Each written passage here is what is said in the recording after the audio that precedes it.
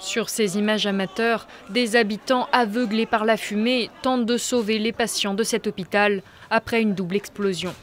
Mais les pompiers mettent du temps à arriver, l'incendie se propage et plus de 80 personnes trouvent la mort, asphyxiées par les fumées ou carbonisées.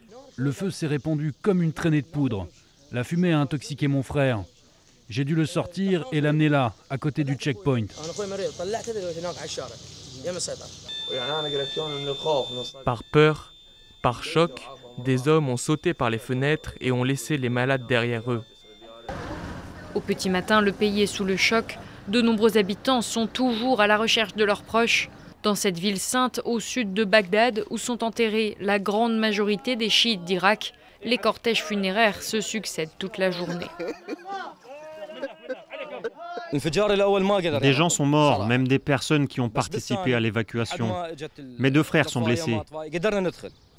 Il y avait des corps calcinés, des pères et des fils, même des visiteurs. Rapidement se pose la question des responsabilités. À l'origine de cet incendie meurtrier, l'explosion de bouteilles d'oxygène stockées sans respect des conditions de sécurité, selon des médecins de l'hôpital.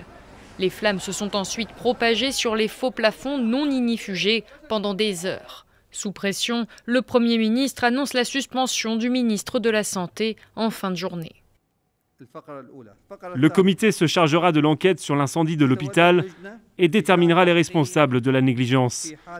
De plus, le ministre de la Santé est suspendu. Une enquête sera menée à son sujet.